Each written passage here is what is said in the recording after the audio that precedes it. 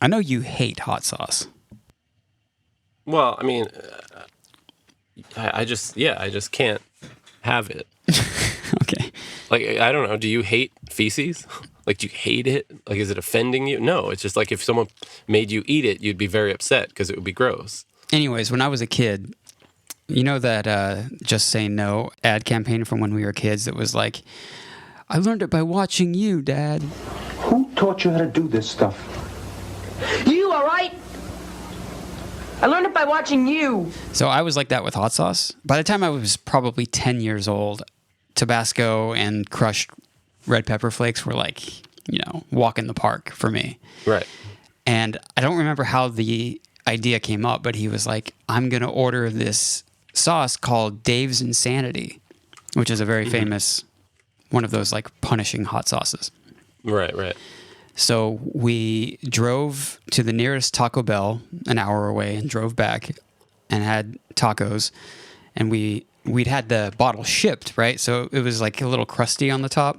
And I was putting some on, and it was way hotter than I expected. And I did kind of like a Home Alone-esque this, and I just rubbed it in my eyes. And I had hours of tears, real human tears coming down. And that's just instantly what I think of when I see Dee at the funeral. No. Right. Were your eyes like red, or was it? It was just super the red. tears? There was no blood. My eyes bleeding? Oh my God! Is there blood? Oh. Is there blood? There's no Okay. blood, but my eyes were very red. Also, during that scene, I kept thinking, man, they really could have gone the extra step and gotten like her irises, like her eyes red, rather Right. than the makeup around her eyes, because Right. it's really stark when she like makes a face and opens her eyes up wide, and you see these like pure white Right. eyeballs Yeah, in the middle of this red makeup. I'm like, That might no, be it would- that might be over budget.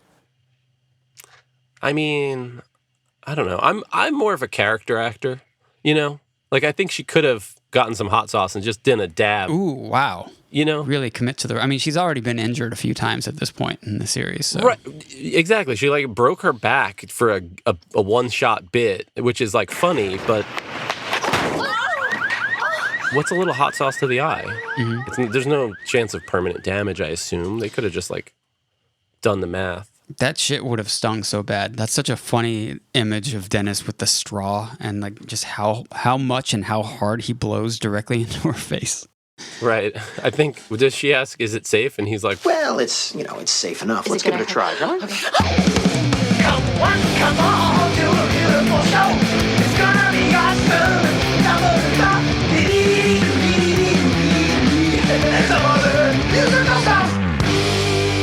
Hello, everyone. Welcome to yet another episode of It's Always Stockholm in Los Angeles. My name is Nate Harold. I'm here with Will Noon. I'm here. Today, we are talking about Season 7, Episode 4 of It's Always Sunny in Philadelphia, Sweet Dee Gets Audited. Written by the gang, Rob, Charlie, Glenn. Directed, of course, by Shakma. Matt Shackman. Yeah, at this stage in the series, they don't really write a lot of the episodes. Yeah, this is like sort of a unique thing at this point. And I want to say I can tell, but I don't know if I actually can. It's really good is what I'm getting at. Maybe Glenn wrote the scene about the God hole, because that seemed like a very... Personal? Yeah, maybe. I like to call it my God hole. And I think a lot of people in this world, they fill it with religion. But I don't believe in God. But you want to fill a pussy. Let me tell you, it hit home. For me. I love how sympathetic Frank is while he's talking to him. He's making some noises that would imply that he really cares. Yeah, that he's paying attention. He's listening. Frank, I don't know, man. What? Tell me. And the word is just awful. Yeah. Do you think it's because it's so close to pus? I don't know. There's just Do you something think there's about like it. a psychological tie there? Or do you think it's just the pussy is already like so graphic and sort of intense that it's like nicknaming it is Makes like it worse. trivializing something that's aggressive-ish. Yeah, maybe. I'll tell you something fun about the Swedish language. Puss means kiss. Not a word I like to throw around. Let's talk about this opening scene. It's a banger. It really is. Stunning. We've got Charlie's stupidity being very cute. Well, you know how they were broken, so I was like filling them with ice.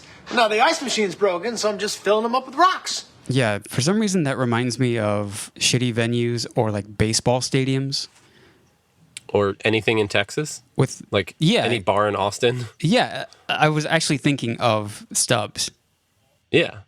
Why is that? Is that a Texas thing? Of putting ice in the urinals? I don't know.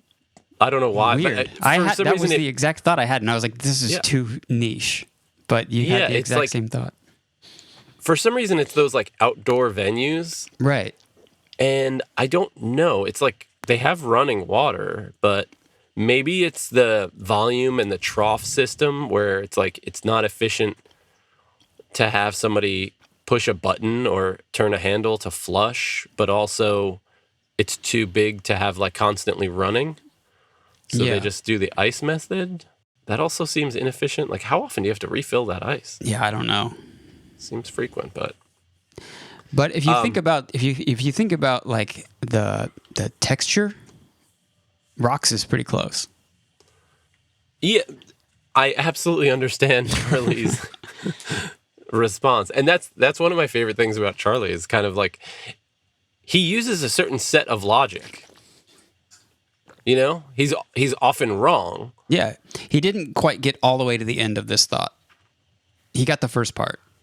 Yeah. Kind it's of. like, well, the water broke or whatever, the urinal broke, so we put ice in it, and then the ice machine broke. So like what's the equivalent of ice? And he's like, the closest thing, we put a bunch of rocks in it. Yeah. There's some logic to it. It's just not the right kind of logic.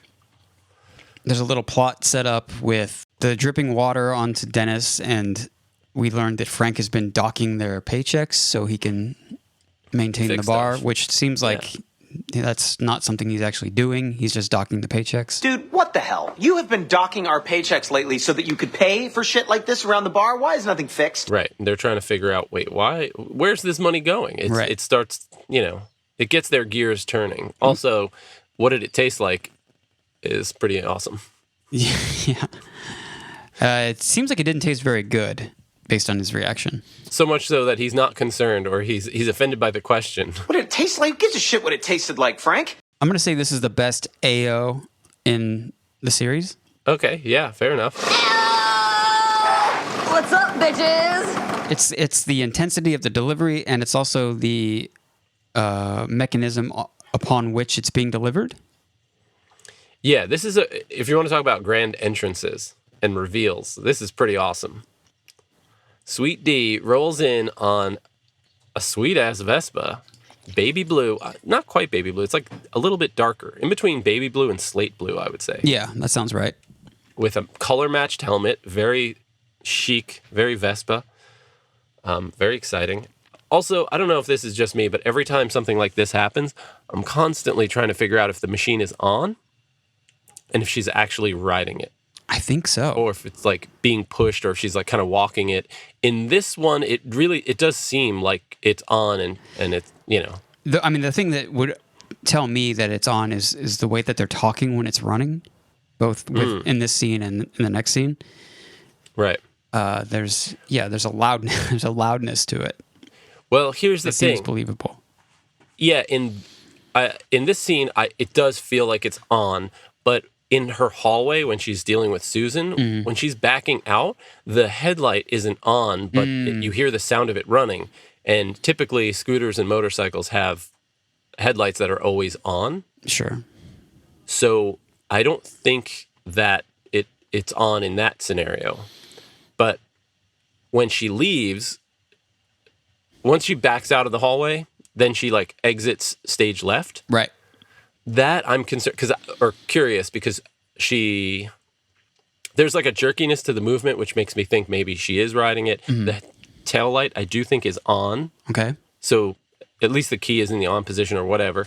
But you can't see the very front of the tire. So there's a chance that somehow they like manipulated it like a little bit and then grabbed the front fender once that was out of the shot and then pulled. Right. I just don't know how safe it is for someone who maybe doesn't know how to ride a scooter to ride in like a hallway on a set with people, blah, blah, blah. But there's a fumes issue. Oh, yeah. You may not want to do that. Although they seem like the kind of people that would absolutely go for it. But again, we're 7 seasons in, so maybe they're big enough at this point where they have to, be compliant, and think about rules. And OSHA. We are lucky to have a scooter expert, though. So I applaud you and your expertise. It's just, I don't know. I think that stuff is fun to think about because personally, I would be stoked if I had a job and they were like, "Yeah, we want you to ride a scooter through the bar." I'd be like, "Fuck yeah, yes. Here we go." Yes, I get to ride it inside. My dreams come true. One of my favorite moments on tour was riding a motorcycle into the truck. Yeah. I could see that being a dream come true for you. I got to ride it into. I mean, it was all very tight quarters and like slow and blah blah blah, but I got to ride it into a college building and then onto the loading dock and then into the truck. I love that every member of the gang thinks that they are entitled to a cut of these $30,000. Yeah, they worked their asses off. With no question. Charlie's reasoning for that is very funny. Yeah, they drove you to the hospital. They picked you up. I was there, I recall. Frank also weighing in. Get out! You couldn't have pulled something like that off without us. Yeah. I think all 4 of the guys mention that they want the cut, which is just... Where's our money? It's a unanimous thought. Whoa, hey, Mac makes a really good point. Yeah, we worked our asses off on that baby scheme of yours. Give us part of the money that you made. Which is very on brand. It makes perfect sense. Absolutely. And then I just want to say Dee looks like a bobblehead, and that's one of the best title screen jokes in this series. Yes, absolutely. Her delivery there and her shit-eating grin with her little shake. And it hangs on her for like 2 seconds longer than you think it's going to. Yeah. So good. You guys all better eat a dick, because Sweet D beat the system. Oh, again, I say this all the time, but to be someone who has never seen that joke. Yeah, it's brilliant. It's really good.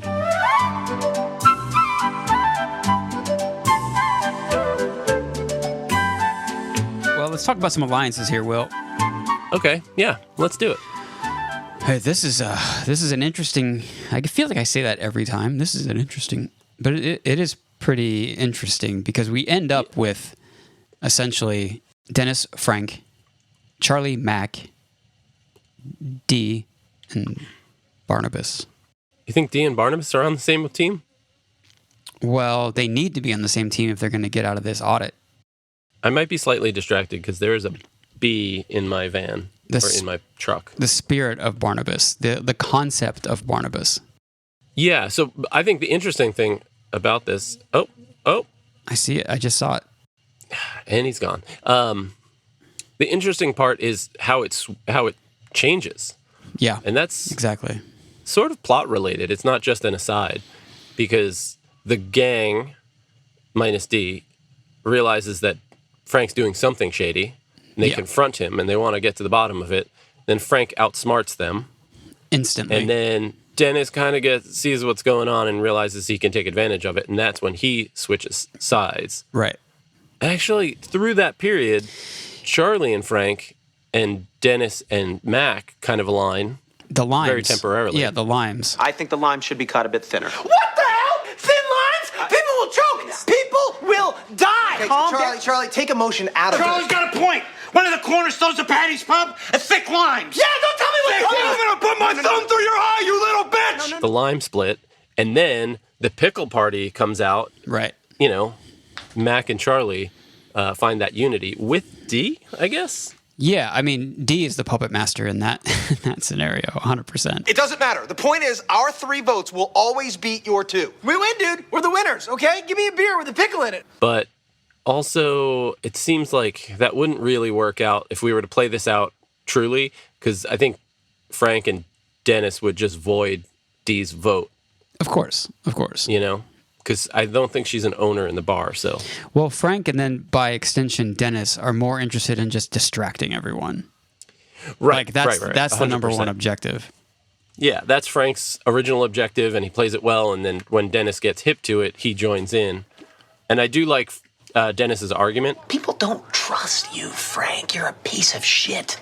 And you're ugly. And you ooze sleaze. And you're very, very ugly. Yeah, he needs a frontman. And no one trusts him, and he's really, really ugly. And he's ugly.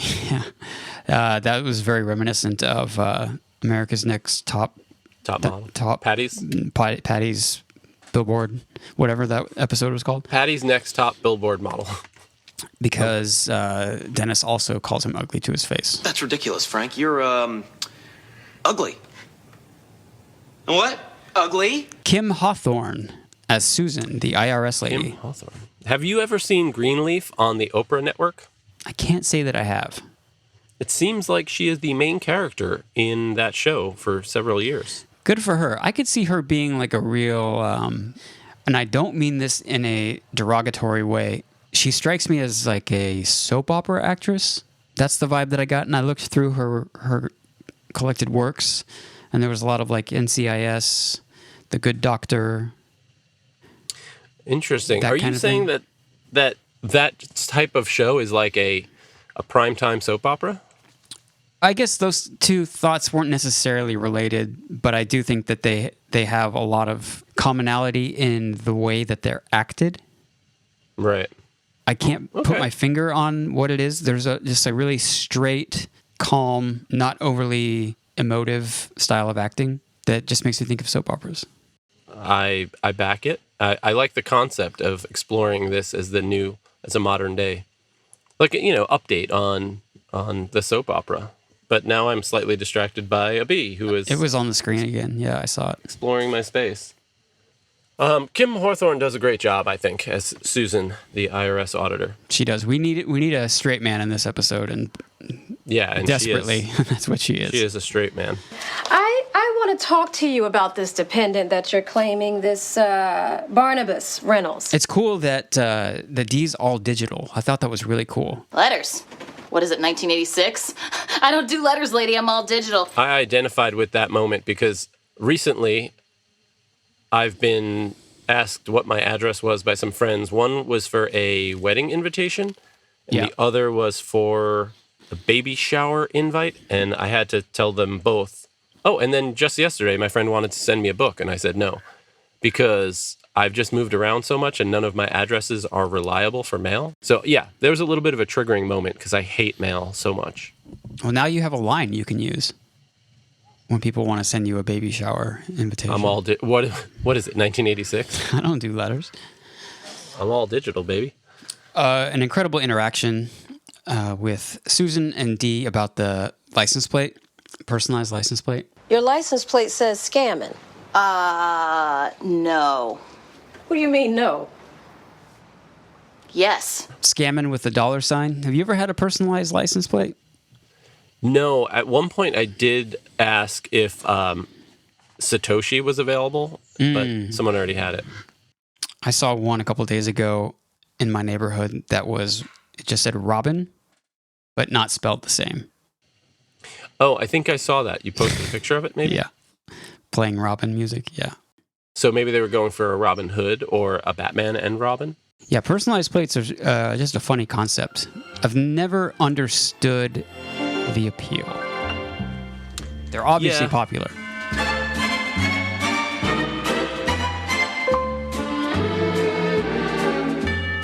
I love the frank manipulation that happens between the bar owners. Mm-hmm. I think he's really in his element. I know we got to talk about the money, but there are other issues that are pressing too. Like what, dude? Like one that comes to mind is the dead dog. Oh, yeah. I mean, I would say that Frank's probably a master manipulator in general. Right.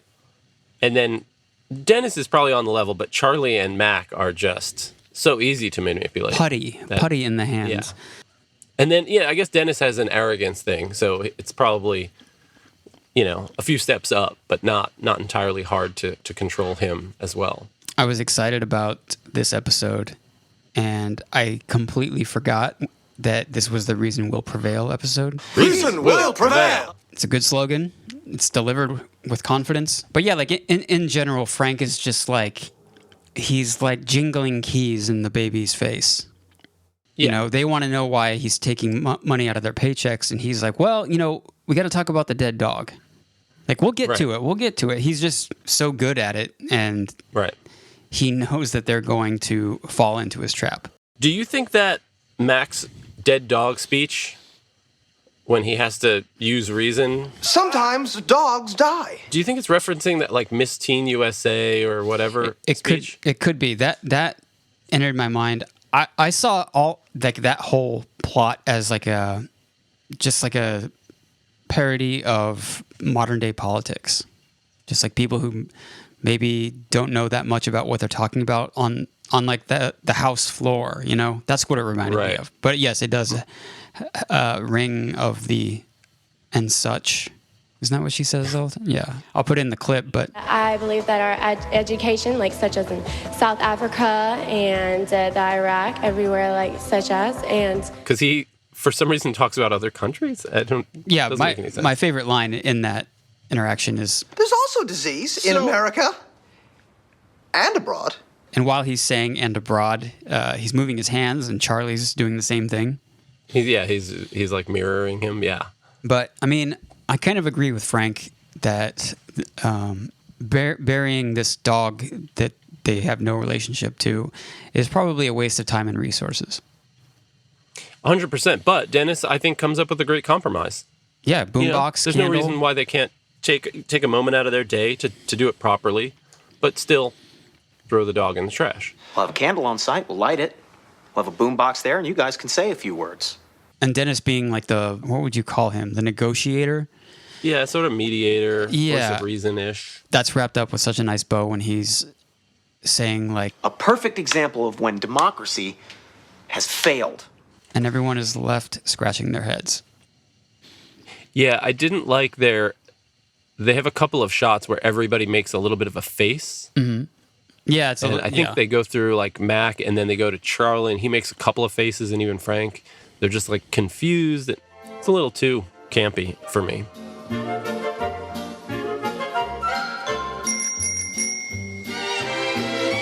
The birth of the pickle party at Dee's apartment, and I don't know this for a fact. I'm guessing this is a reference to the Tea Party, because the Tea Party was started in 2009, and I believe this is from 2011. It could be, but there's obviously the politics come into play, like you were saying, and how democracy fails, and like getting upset about bullshit where no one's willing to talk about money. All of it makes sense, but the Tea Party seemed like faction within one group, whereas it was, yeah. This one seems different. This one seems like if the pissed off Democrats and the pissed off Republicans were like, fuck these dudes, we're just going to get together and we'll just vote. It seems like it's an attempt at a third party, which... It was sort of like a third party. Right, but I don't know. In my brain, it didn't really involve two different factions coming together. It was one faction splintering off and kind of like strong-arming. Yes, that aspect of it, you're absolutely right. But just given the time and like the kind of like backhanded things they were saying about it. If you're not as educated or as informed, what you do is you start your own party and you yell the loudest. Okay, we want attention. Yeah. Right. The inspiration probably came from it. Totally. It's pretty sick move. They just like, I guess were like, hey, without this small 20% faction, you can't function. You can't win without us. So do whatever we want. Yeah. So where do you think Charlie and Mac are getting their confidence about finding a baby? We can get you a baby. Yeah, you want a baby? We'll get you a baby. No magic required. How many babies do you need? Yeah. Because they even offer a baby for life, like a permanent baby. No. How long you need it for? You want a full time? You want it for life? Or No, just a short time baby. Just a short time baby. Yeah, I don't know. I mean, Charlie has a little bit of that bridge vibe, you know? Sure. He seems like an underground hustler. He could like figure stuff out. Mac, not so much. I don't think we've seen Mac in that world. They're just trying to manipulate Dee. The pickle party is pretty quickly thrown into chaos. Right. Dennis's genius idea of asking about a crucifix, because he knows those two aren't going to see eye to eye. The next issue on our list should be a pretty easy one for the pickle party to agree on. A crucifix in the bar. Yeah, this is where we see, because at this point, Dennis has sidled up to Frank and he's on Frank's team. So he's doing some manipulating of himself, following Frank's lead, kind of. Right. I guess once he assessed and figured out what Frank was doing, he realized he could do that as well. And he's probably seeing that D is also capable of this. Right. With the formation of the Pickle Party. We have isolated the two most gullible members. Right. So the Pickle Party is stalled, talking about crucifixes, how big, whether it needs to be there at all, how much blood, all the all the important subjects. Mac makes a really funny comment about he calls Patty's an Irish Catholic bar. Right, but we're an Irish Catholic bar. We're an Irish bar. Right. It's just such a funny thing. For some reason, I guess I've seen this episode so many times that the phrase doesn't sound crazy to me. Right. But it is, because you've never been to an Irish Catholic bar. No. You've been to an Irish Catholic. I guess it's a really funny phrase because Irish Catholic is a very common phrase. Yeah. And an Irish pub is a very common phrase. You just mix them together. You put them together. You get a big old crucifix, bloody crucifix. It should dominate. Extremely bloody. Should dominate the conversation, and it's scary because that's how you know that God loves you. Right. Exactly. He sounds very Catholic throughout this whole shebang.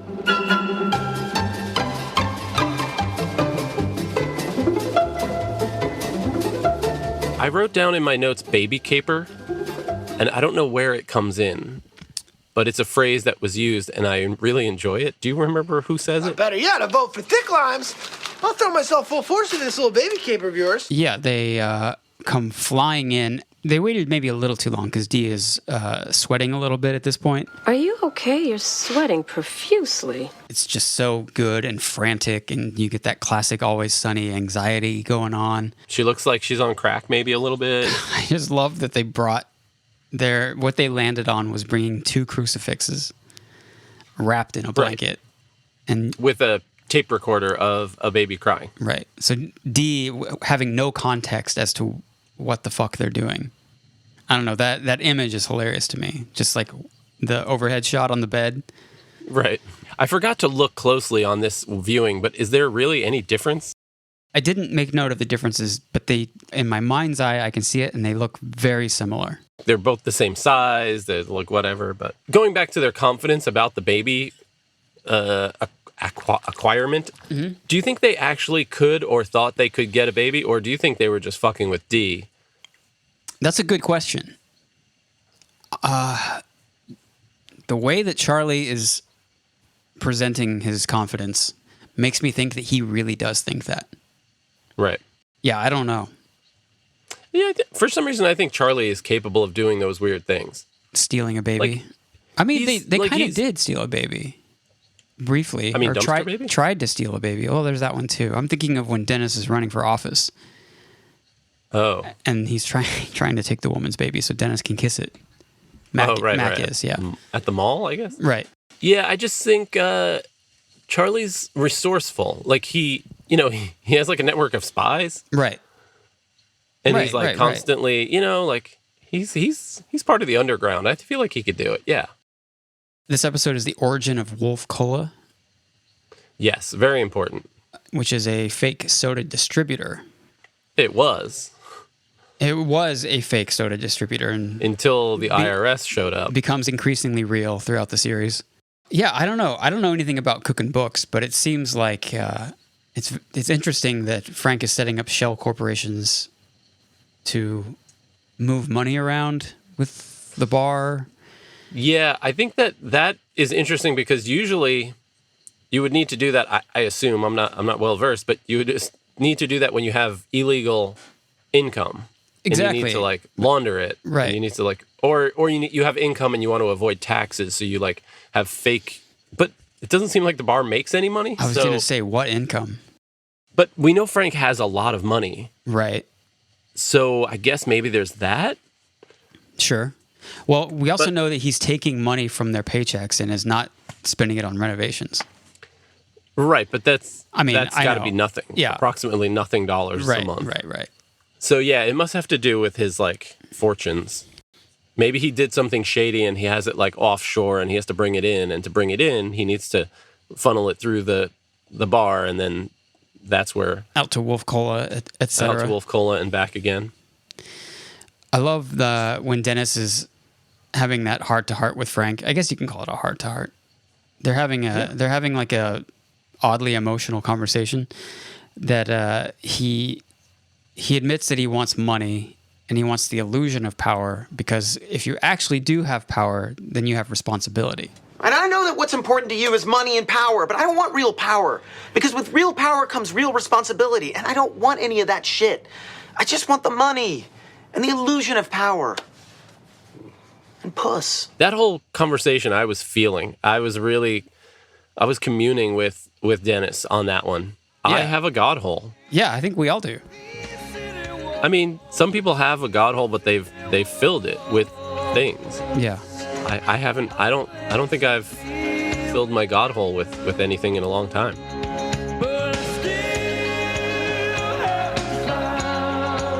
But that's a great scene. I know we already talked about it a little bit, but Glenn Howerton and Danny DeVito talking about the God Hole is really great. Yeah, I really appreciated that. I also appreciated Frank's books. Yeah. I don't know if you noticed. I did notice. They're really. They look like they're like wooden and brass. Yeah, I was going to say parchment and leather bound, and they look kind of ancient. Yeah, it looks like someone, like if you put them on a table on the set of some like Mesopotamian, like ancient Greek thing, it wouldn't seem crazy out of place. Right. Yeah, they're beautiful. It was pretty wild. And then we have the funeral. Yeah, well, I just wanted to touch on one of my favorite bits when Dennis really like flexes his sociopath muscles, and he's at this point, he's officially the puppet, and he does the thing about what they need to do, because Frank is like, you got to get the IRS off of Dee's back, because if they come looking at the bar, we're all screwed. Right. And Dennis is just calm, collected, has the plot already in his mind. What you really need to be doing is convincing the IRS that Dee's baby is dead.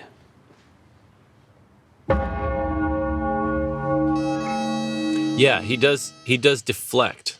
And you get the classic bong, the Always Sunny bong. Right. Yeah, it is interesting because, Frank stresses and freaks out, and that makes everyone suspicious. Right. But Dennis jumps right in and says, no, like, Dee getting audited is bad for everyone. Yeah, Frank does need him. And it is a brilliant plan.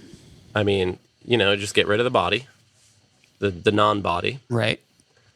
Also a really great plan by Frank to replace the Barnabas rocks with the dead dog. Yeah, that's such a nice little extra layer of, Charlie and Mac are discussing like why the coffin is so heavy.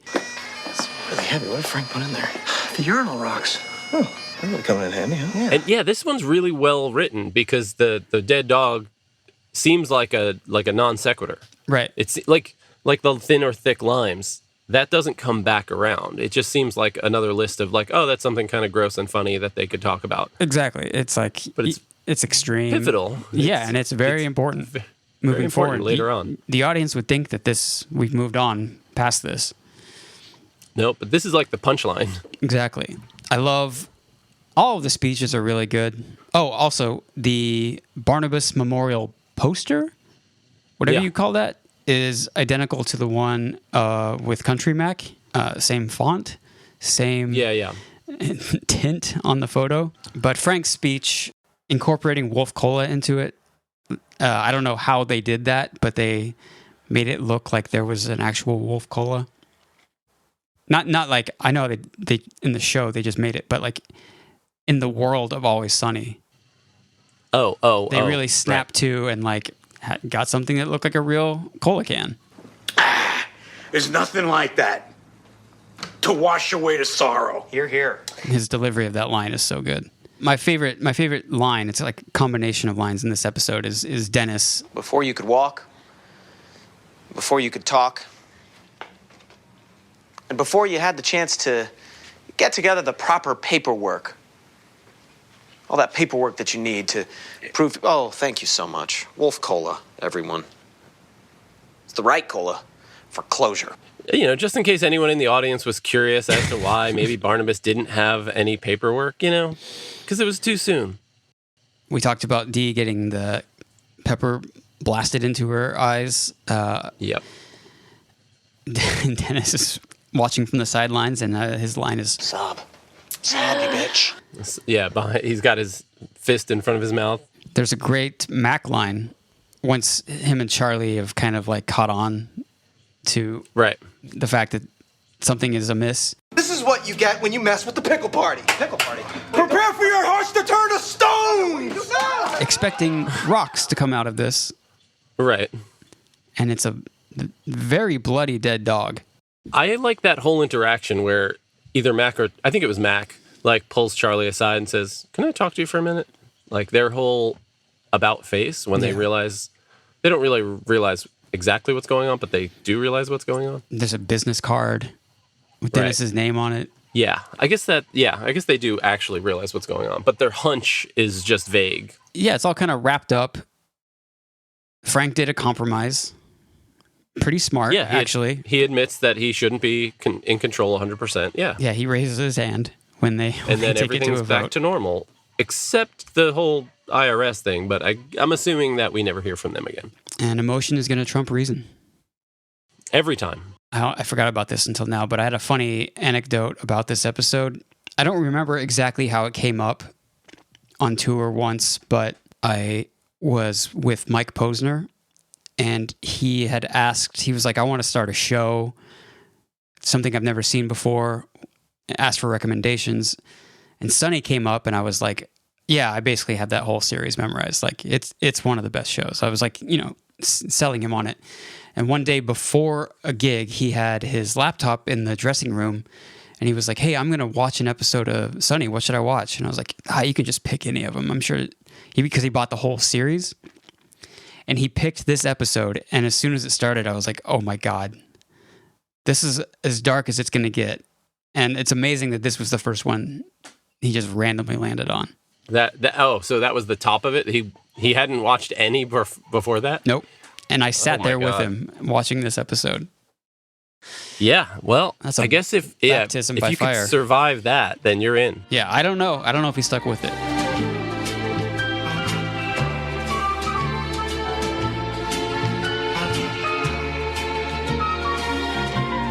Will Noon, do you have a letter grade for Sweet D Gets Audited? I'm going to give this an S+ for scamming. Scamming, baby. $+ How about you, Nathan? This is an A+ for me. This is one of those. Whoa. This is one of those classics for me. Yeah. We even discussed that, like, on the nitty-gritty, day-to-day, line-to-line level, this isn't the best episode, but on a high-level conceptual sense, it really does kill it. There's like political intrigue. There's backstabbing. There's devious alliances. There's rocks in the urinals. There's a bloody, decomposing dog corpse. D has a moped. I mean, there's just so many good things. But yeah, it's not like a punchline episode. I dig this. Yeah. I'm fine with that. Should 5% of This is one that you can just sit there and think about and be like, yeah, that's good. Yeah, this is really smart, really well written. Great. Great. All right, sweet. Well, I'm going to stop sweating and I'm going to eat some breakfast. Well, maybe I won't stop sweating, but I'm going to get out of this hot box. tax man. Goodbye. See ya. Cause I'm the tax man. Yes, I'm the tax man. I dig this. Brought to you by the Natty and Noon Network.